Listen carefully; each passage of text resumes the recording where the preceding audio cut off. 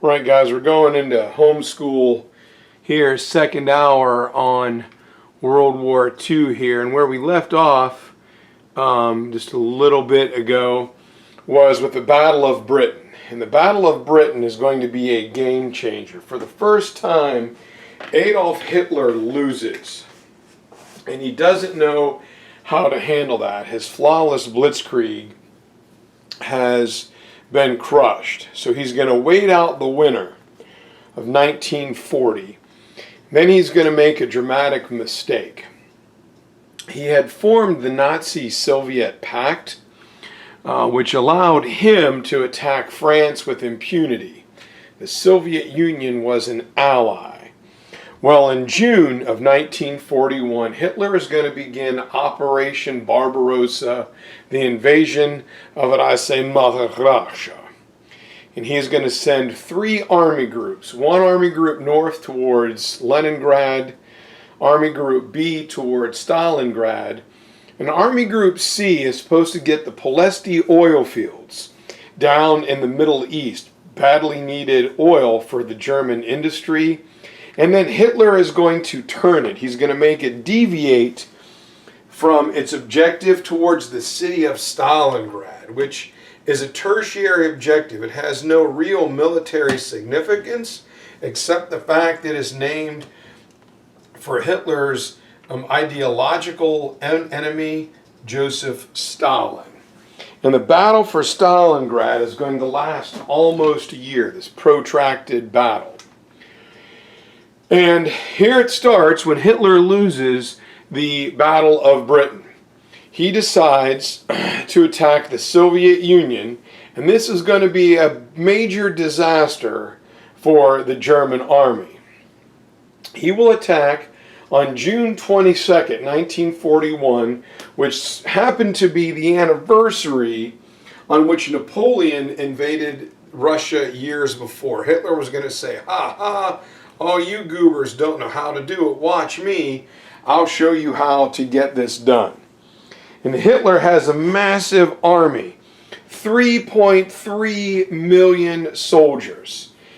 As I said, one headed for Leningrad, 1/3 towards Moscow, and the last third headed right towards the Caucasus Mountains and the oil-rich fields of Asia. Now, the Soviet Union is going to be caught off guard. Joseph Stalin refused to believe that he was being attacked. He's like, what? We're an ally. And a German communist came over to actually warn him. And Stalin had the guy executed. Stalin was in the park listening to A Midsummer Night's Dream when the attack happens. The German blitzkrieg will rear its ugly head. The Soviet Union will have their few railroads and communication lines destroyed. So they can now not communicate with each other to plan a defense. Due to the lack of technology, the Soviets did not have enough radios, like, walkie-talkies, to communicate, so the Soviet army is in near chaos. And the Germans make just absolutely incredible gains early on, flying over the flat plains of Western Russia. They make great gains. Some of the only losses early on are those caused by friendly fire. All right? So here's Poland, here's Romania. We're going to just go right down the line here. All right, here's Stalingrad, here's Moscow, here's Leningrad, deep into the heart of the Soviet Union. And things go well, all right, in June and July and by August. But by late summer, problems with the German army begin to occur. Russia does not have a lot of good infrastructure. A lot of their roads were made of dirt, not concrete or blacktop. So as the rains begin to come, the heavy German tanks begin to get stuck. The tanks were wider than some of the Russian roads. And the dust becomes clogging. The fine powdery dust starts to clog German engines. And the Germans are going to run into a problem that they are going to run into down in North Africa, and that is they outrun their supply line. They can't get enough food and ammunition, and especially gasoline. The army cannot run without gas. Now, the Luftwaffe had destroyed the Russian Air Force, which barely got any planes up into the air. And when things aren't going good, Joseph Stalin believes he knows the answer. He's going to take charge of the army. Now, he is not a military guy. He has no business being commander-in-chief. But he orders all the soldiers, everybody in the Soviet Union is a soldier. And he says everybody who graduated between 1925 and 38 are going to sign up, like your National Guard class. This brings 15 million men into the Soviet army. This overwhelming strength in numbers. And the Russians begin to do what they always do. They slowly begin to walk backwards. All right? Come on, come a little deeper in Mother Russia here. They fall back. They poison their wells. They burn their crops. They kill their livestock. If they can't use it, neither will anybody else. And little by little, they fall backwards and lure you deeper and deeper into Mother Russia. And slowly, it will begin to get cold. And as the operation began successfully, by October, as the harsh winter winds begin to start blowing, they're in a stalemate. They're in a deadlock, very similar to what was going on in World War I. The German armies are stopped incredibly close to each objective. They're right outside the gates of Leningrad, where Pravda, the newspaper, says the enemy is at the gates. They're knocking on the door of Moscow. And down south, slowly they will try and encircle the city of Stalingrad. And it now, instead of a lightning-quick mobile warfare, becomes a war of attrition. Two heavyweights standing in the middle of the ring and slugging it out. The advantage to this now belongs to the Russians. This is what they do. No one can take pain and punishment and hardship like the Russian soldier. Emperor Napoleon will say the mark of a true soldier isn't his bravery, it is how well he can endure punishment and suffering and hardship. Well, the Soviets, they got this, all right? And so, when it comes down to it, one of the most decisive battles in all of World War II is the Great Battle of Stalingrad, all right? Along with D-Day and Midway, it is one of the, by far and away, the most decisive battles. And what you have is the two biggest opposite ideological dictators, Adolf Hitler in fascism and Joseph Stalin in communism, are going to square off. Each is going to assume command of their armies. One of them is going to realize that wars are not won by politicians. But both these narcissistic megalomaniacs believe that just their force of will, they can will the war to end. They can will the enemy defeated, and it will happen. Hitler is going to believe this throughout the war. Stalin will come to realize that maybe he shouldn't be in charge, and he will give way to a guy named Georgy Zhukov we are coming up to shortly. And Hitler has fatally overextended German capabilities. All right? He's fighting in the North Atlantic. He's occupying France. He's fighting in North Africa. And now he's deep into the Soviet Union. And the Germans had hoped to see victory. All right?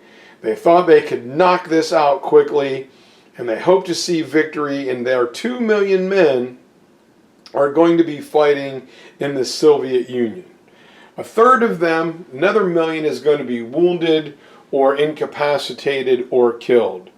But outside of Stalingrad, all right, the German 6th Army is going to surrender. It is something that had never happened before. And the story is vast. Stalingrad cannot be defined as a single set-piece battle. It is protracted over nearly 10 months. And during this 10 months of time, the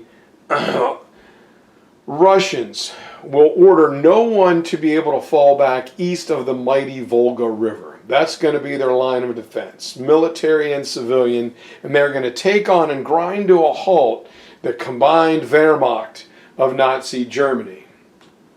Well, by March of 1943, Hitler is going to maneuver, 42, Hitler is going to move Army Group South to not attack the oil fields, but to go for Stalingrad.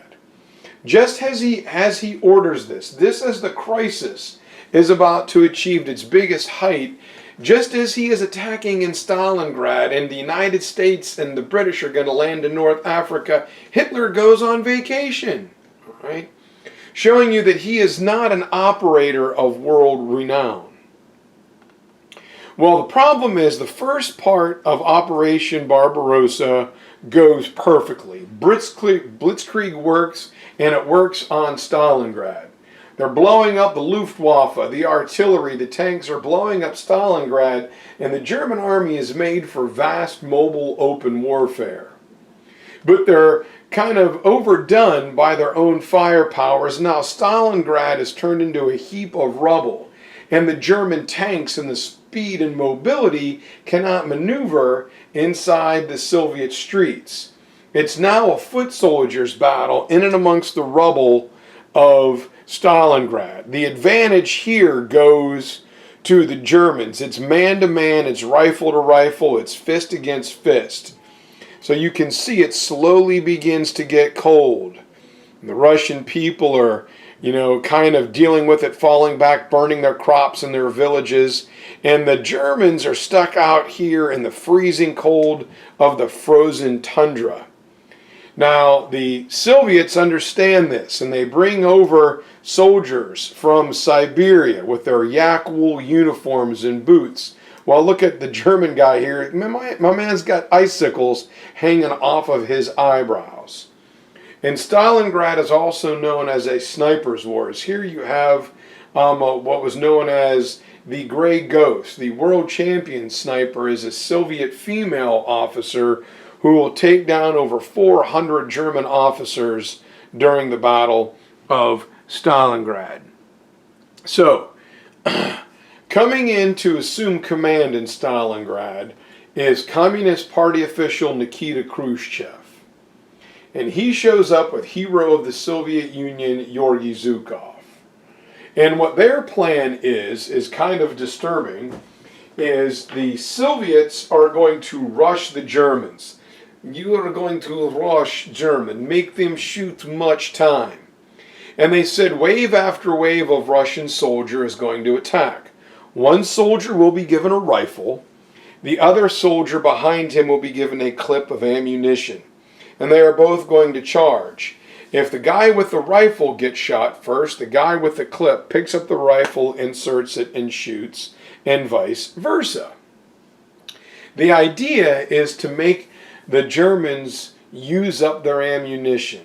When they don't have any more, we can then all move in and kill them. If the Soviets retreat, then they were shot by their own men. It's a brutal battle tactic, but that's what the Soviets come up with. As I said, inside the city is a sniper battle. And there's a famous duel between a young German sniper, Soviet sniper, Vasily Zaitsev, and a German colonel that becomes a propaganda piece, each side touting their sniper, and whichever wins is going to be the side that wins the war. Well, slowly but surely in the city, the winter is going to come in. As the weather turns brutal, the Germans can't operate in it. They're out in their tanks, hunks of steel freezing. And the Russians have the advantage of the Siberians, who know how to handle this bitter cold. And so while the Germans made great gains, they got into the city. In some places they got to the Volga River. They're stalemated. And slowly throughout the winter, the Russian army spreads its arms around the Germans, and they slowly encircle them in a giant bear hug. Seeing their tactical situation, many generals, including General Hoth and General von Paulus, will say, hey, let us fall back. All right, we're being surrounded. Let us retreat a little bit to solidify our lines, set up defenses, and then we can finish the job. Hitler says no retreat. You will stay where you are. As a result of this, General Hoth, think of the Hoth system in Star Wars, is going to be killed, and General von Paulus will be elevated to the status of a field marshal. No German field marshal had ever been taken alive. You are supposed to execute yourself rather than surrender. But von Paulus is like, no, this is stupid. He surrenders much to Hitler's dismay. Now, he has been disgraced inside Germany as he and his men surrender. And he will spend several years in a Russian gulag. And when he gets home, he's near vilified in Germany. And they say, look what you did. You condemned all those men to death. And he says, no, I didn't. I at least brought some home. It was Hitler that condemned them to death. By surrendering, I saved some of their lives. Germany is forced to surrender an entire army, and the Battle of Stalingrad is won. And that is step one in the Nazi army being defeated. While that is going on the other side of the world, there has been the build-up to the attack on Pearl Harbor. And on December 6th, 1941, the United States, I could go on and on and on about Pearl Harbor here, guys. The United States decodes a message from Japanese General Hideki Tojo, who is the head of the Japanese Imperial War Council. And there had been kind of off and on again negotiations between the United States and Japan over territory in Asia. Well, the message says we have achieved 13 of our 14 points. War with the United States is point 14. So, President Roosevelt will get this message one day later at 1 p.m. Eastern Standard Time on December the 7th. While he is reading that message, there was literally a Japanese peace delegation in his office on that day. And a Japanese military commander, Admiral Yamamoto, who had spent time studying in the United States. He had traveled extensively, and he has his MBA from Harvard, and he will study shipbuilding in Boston and Norfolk and Philadelphia, and steel making in Pittsburgh, and automotive manufacturing in Cleveland and Detroit. And when asked what it would be like to attack the United States, to fight with the United States, he says, oh man, if we fight with the United States, it'll be awesome. There's nobody that we can't take. And his superior said, no, not fight with as an ally, but go to war with. He says, what? Are you crazy? That's the dumbest thing of all time. We can't do that. Well, since he was educated in the United States, he was told to plan an attack on the United States. Now, this is something that goes back nearly 10 years. As Yamamoto says, we're only going to get one shot at this. We've got to hit them as hard as we possibly can, right at the outset of hostilities, if we have a chance. So he plans the attack. His family was actually taken hostage to make sure he planned it. So he builds a secret base way up north on Honshu Bay, a replica of Pearl Harbor, and he puts his soldiers through brutal training. He says, we're only going to get one shot, so we need to take the very best of the very best that we have. I like to say it's from the old 1980s movie Top Gun. You had to hit your ship-specific target 9 out of 10 times. Every single time you did this, in rainy weather, in snowy weather, at night, 9 out of 10 times, or you washed out. All right. The Japanese were going to break their defensive stance. They were going to hit the United States. We can only take the very best that we have. And so thought a single devastating blow, a really hard uppercut right at the beginning of hostilities is the only thing that would guarantee Japan a victory. So somewhere around November the 26th, Admiral Chichi Nagumo takes a task force out into the Pacific. All right, 6 aircraft carriers, an escort of battleships and destroyers, and 8 refueling tankers. And they head way up into the 43rd parallel, into the middle of absolute nowhere in the shipping lanes. It was a small force, just had the bare minimum. And on December 6th, Saturday, December 6th, they're 250 to 230 miles north of the Hawaiian island of Oahu. And on the way over, the Japanese are blocked by a hurricane, a kamikaze. Now, this was something that was deep in Japanese psychology, as earlier in history, 1274 and 1281, you may remember, Mongol war leader Kublai Khan launched 2 attacks on Japan. Both of them were sunk by hurricanes. So now, here comes another one. To the Japanese, this was hailed by their divine emperor. They were going to succeed. The problem is, when the Japanese get there, they learn from their spies that their primary target, the 3 large aircraft carriers, the Enterprise, the Hornet, and the Yorktown, were not there. They were not at Pearl Harbor. So the decision is made to plan for the secondary attack to get the first line large battleships named after states and the supply depot of fuel oil on the south end of Oahu. And the attack was planned for a Sunday morning when most of the soldiers and sailors were in town on shore leave. Most people were sleeping in their bunks. Some of the church services were being performed on the decks of the different battleships. And so here is the Japanese. They're going to practice up here. Some of them are going to leave here. They're going to meet, go way up by the Aleutian Islands, curve back down, and hit Honolulu. At 6:15 a.m., the first flight of planes take off, a little over 200 of them. And an hour later, Joe Lockhart and George Elliott will spot them on radar. These 2 guys, almost to this day, one of them has passed, unfortunately, claimed that they did their job, but no one listened. Their superior didn't pay attention.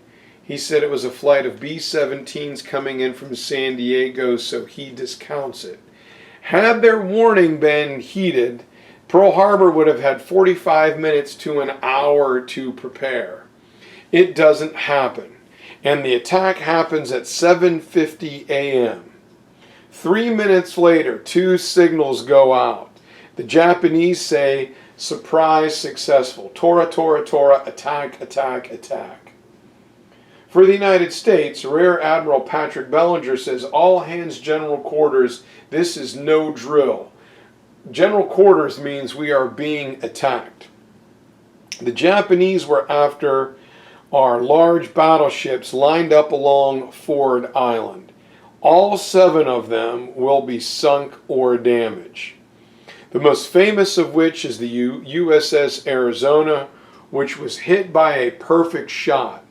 A bomb goes through a supply door. It plunges down 5 of the 6 decks and blows up in the forward armory. Local Chapel Hill native William Durham, buried out on Lister Road, headed towards Pittsburgh, was on duty on the deck where that bomb hit. If it didn't land on him, it landed right next to him, taking the Arizona to the bottom in less than 9 minutes, taking out 1,333 sailors instantly and Marines. Next door, 3 torpedoes will strike the USS Oklahoma.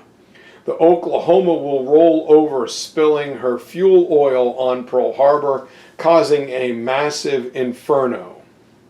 The California and West Virginia are going to sustain damage. The West Virginia will burn for 3 days.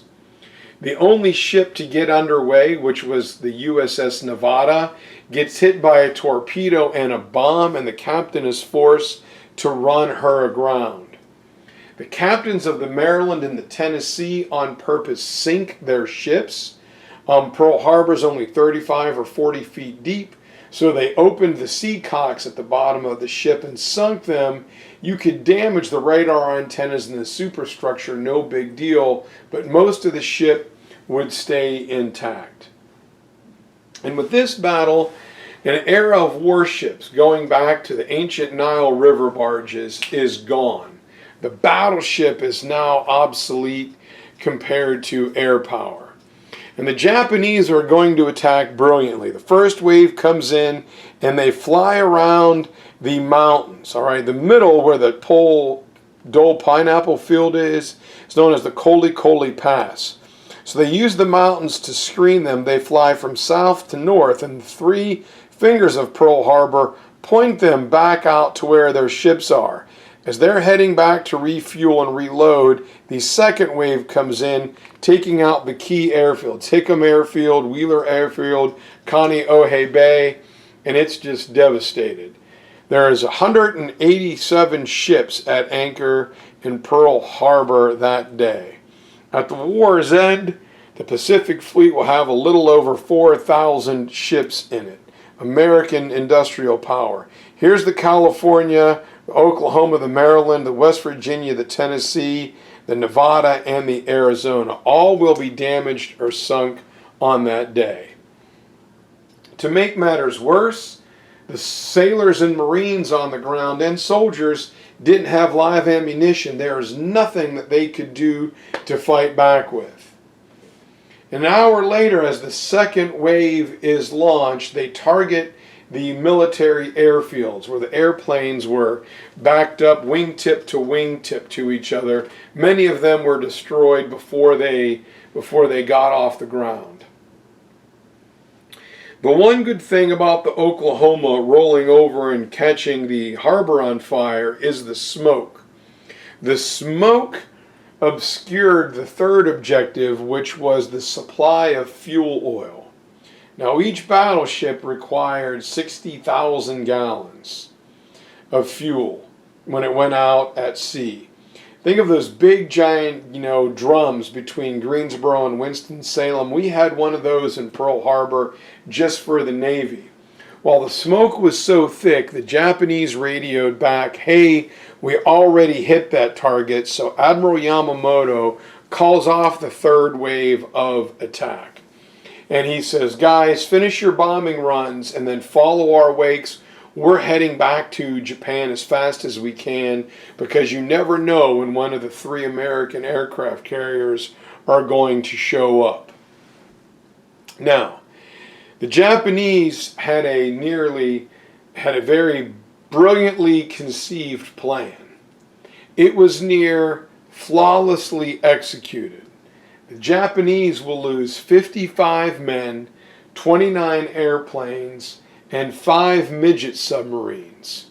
These 5 midget submarines had 2-man crews. 9 of those 10 will perish.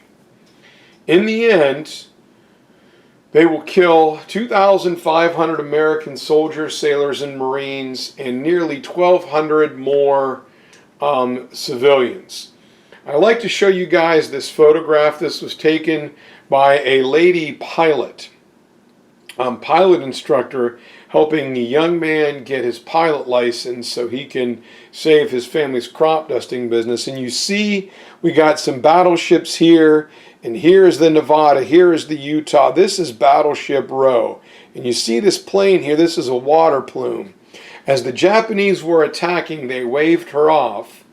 She took control from the airplane from her student, clicked this camera. She liked to take pictures of sunrises when she was up. She clicked this shot over her shoulder, and this could be the opening shot for America in World War II, as you see the big water plume of a torpedo and a Japanese bomber right there as a couple more get ready to come in.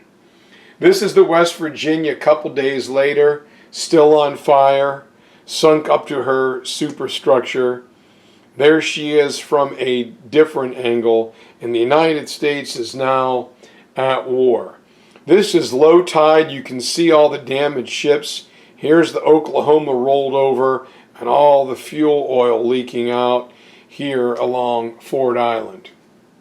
Here is the Arizona today with the USS Arizona Memorial, which is getting repaired. And at low tide, you can almost reach out and touch the Arizona. And the artistic interpretation of the memorial, it's low here in the middle, directly over the Arizona. This was the low point of American morale, as the worst naval disaster in our history had just happened. But if you go towards the back to the chapel, this is determination. It stands for Victory VE Day, the determination to finish the war. And this pillar here is fortitude, to have the fortitude and the staying power for victory in Japan.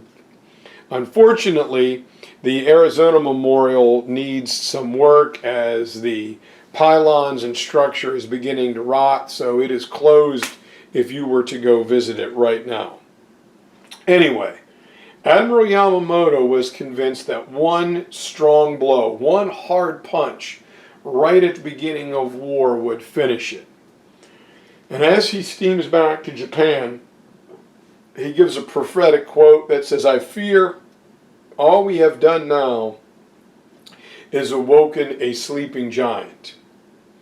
And President Roosevelt is going to deliver his speech declaring war on December the 9th. And he will say, December 7th is a day which will live in infamy, and war is on.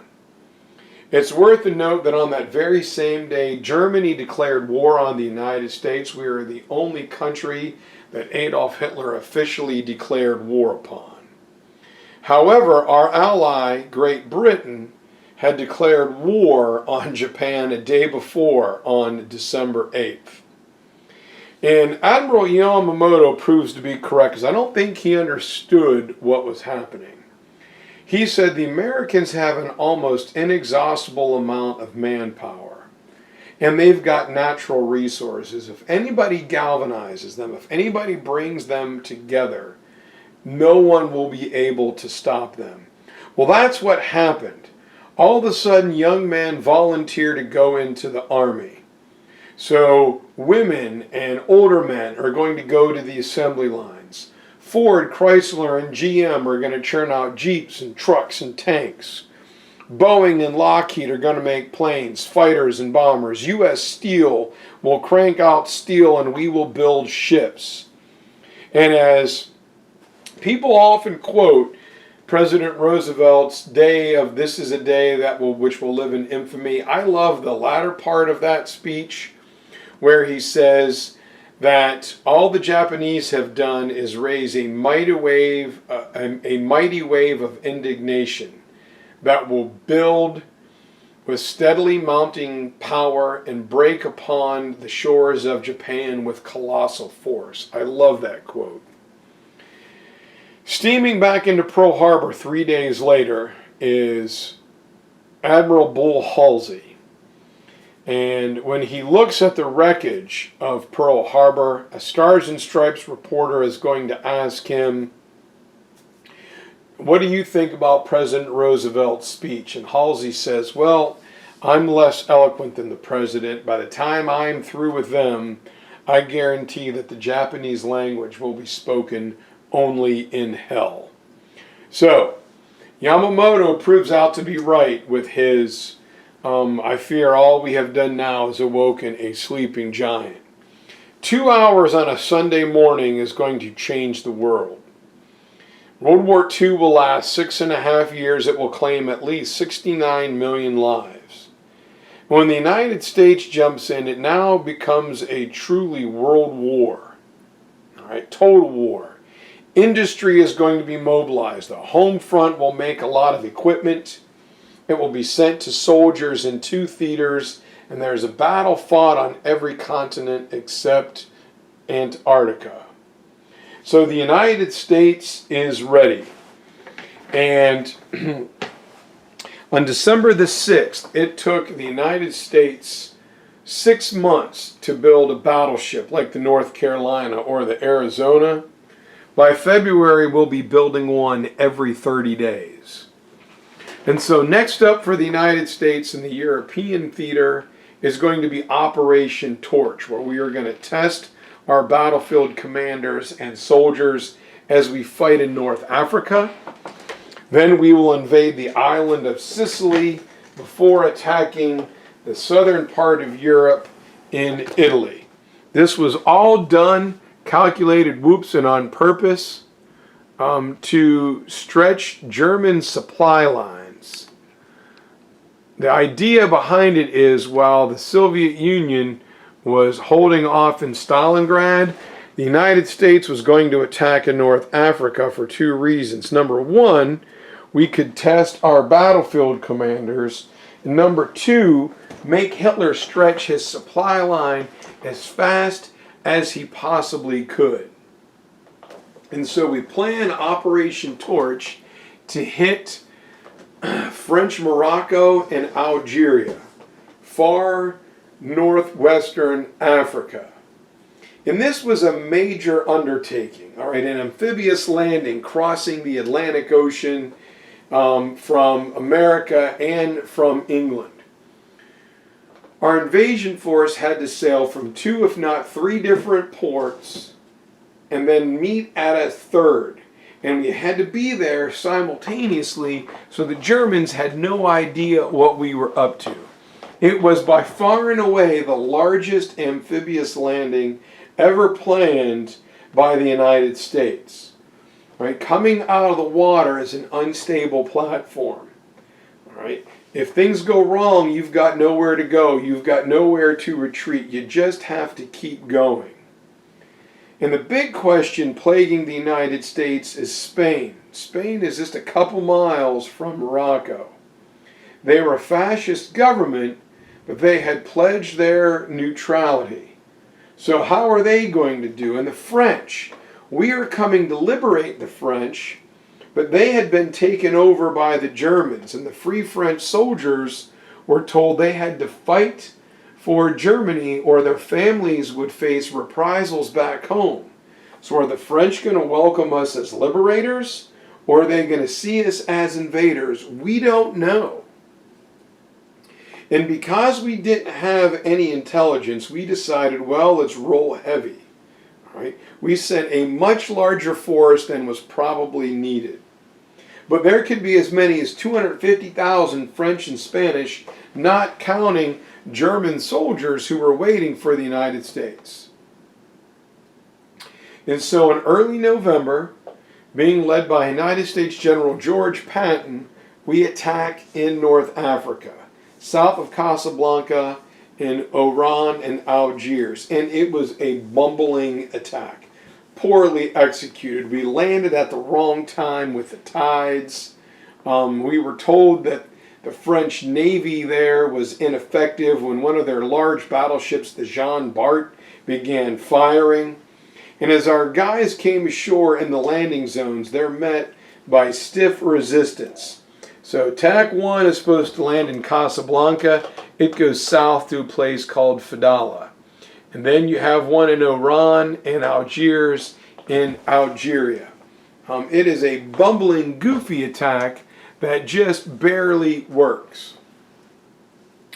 And also, not to be overshadowed, it is the first instance of Anglo-American cooperation. How were the 2 armies going to work with each other? Theoretically, you want American soldiers being led by American commanders and British soldiers being led by British commanders. And there were some problems. Things did not go well. The cocky Americans and the solemn British. It took some while to get going, but the seeds of a fruitful alliance are sown as the 2 English-speaking countries are going to work together. And at the far end of Africa, far east end, in Egypt, British General Sir Bernard Law Montgomery will defeat the famed Africa Corps of Field Marshal Erwin Rommel. Yes, Rommel was strung out. He had a bad supply line. His tanks were breaking down. But Rommel uses his tactics against him and defeats him. So a loss is a loss. The Africa Corps had made tremendous gains across North Africa. Now they have to retreat. And while Montgomery is chasing them from the east, coming from the west is going to be the American army. In England, who's had to live with the knife at her throat since the evacuation from Dunkirk, the church bells ring in England. They have had a victory. It's been almost 2.5, 3 years. And while Rommel begins to retreat, the United States is going to attack from the west. And at the famous Battle of Kasserine Pass, the United States Army's first attack against the Germans, it's an embarrassing defeat. The French in Morocco had fought us for 3 days. They said they fought long enough to preserve their honor. So they're done. The Germans give the United States just a massive butt kicking. Coming to see the defeat is leader of the invasion, General Dwight D. Eisenhower. And he goes out to the front lines and he sees the devastation and the men, and he's like, well, where are the tanks? Where are the anti-tank guns? Where are our mines and our barbed wire? Where are the engineers? The soldiers say, we don't know. Well, Eisenhower goes looking for them, and he finds his good friend Lloyd Friedenthal nearly 60 miles from the battlefield. Those engineers were building a mountain fortress for him. All the defenses and equipment the soldiers should have had are guarding Friedenthal's headquarters. And Eisenhower, who was literally Friedenthal's best friend, says, what are you doing? Oh, Ike, don't worry. You know, they got us this time, but we'll get them next time. And Eisenhower's like, are you kidding me? I've got to go tell the Americans that thousands of their young men are dead while you're here in a pleasure palace. So Eisenhower is forced to fire his best friend and bring in the love him or hate him United States General George S. Patton to take the reins. Patton is a polarizing guy. You either love him or you can't stand him. Here's Bernard Law Montgomery in his tank there. And here is Field Marshal Erwin Rommel getting ready to retreat. So as the British chase Rommel into Libya and then Tunisia, the Americans are supposed to be coming from this way. Right here is Kasserine Pass. Our objective was to cut Rommel off from Tunis. I don't know if you can see it. Tunis right here, which was a large port that they could escape to Sicily from. And Patton was saying, look, man, we don't have time here. We can't let those guys escape. Unfortunately, they do. And this will bring us to Operation Husky, the invasion of Sicily. It will happen in July and August of 1943. The idea is a two-pronged assault to trap the Germans on the island before they can reach the mainland of Europe. And while we're fighting the Germans, this battle also pits two egotistical generals, the flamboyant Bernard Law Montgomery and the equally flamboyant George Patton, against each other. Each of them had their own plan for capturing Sicily. Each plan is very different. It is Montgomery's plan that is chosen. He is going to land his 8th Army on the southern town of Syracuse. He's going to drive straight north and capture the port city of Messina 60 miles away. He should be there, according to him, in 2-3 days tops. George Patton is going to take his American 7th Army and they're going to land in a place called the Gulf of Gala, a beach, right in front of the major German defenses in this mountainous terrain going south to north up Sicily. Their job is to occupy the Germans while Montgomery sprints up the sideline to Messina. Well, in order to help prepare the sea-based invasion, a new group for the United States, the 82nd Airborne Paratroopers, are going to parachute onto Sicily and take out key German positions and capture bridges and roads for us to use. So as they're being flown in at night, nobody remembered to tell the British Royal Navy, who was carrying in the sea-based invasion. When the sailors looked up and saw those planes so close to the German headquarters, they thought they were German, so they began to shoot. Some of the pilots panic and they click their red jump light to green, and the paratroopers jump out. Some land in the Mediterranean Sea and drown. Some land as far away as Italy, and some land all over Sicily, but very few land anywhere near their landing zones. And so the opening doesn't go well. And while Montgomery is supposed to be in Messina in 2 or 3 days, he will attack for a while, then he'll stop and he'll bring up his supply train, his reinforcements, his medical personnel, and then he will attack again, inching his way up the mountain. After 3 weeks, he's only about 25 to 30 miles there. And so Patton was ordered to, since Montgomery was bogged down, to move deeper into the wilderness and allow Montgomery to have the main road to the north. Patton is going to say, well, okay, I've been saying this plan sucks all along, so if I have to give up this road and go into the mountains, I'm going to have a third of my army do that, and the rest of us are going to take off this way. So here is Syracuse. I don't know if you can see it. Syracuse is right here. This is Messina. Patton lands here. By the time he's done, he's going to go all the way over here to Agrigento, up to Palermo, and cut across the northern part of Sicily, trying to cut the German army off. Now, going through the mountains was the Hermann Göring Division, a very tough SS unit of the German army. And they're being led by a guy named, oh my God, I just completely mind blanked here. Albert Kesselring, who was one of the, who took over the Red Baron's air squadron in World War I.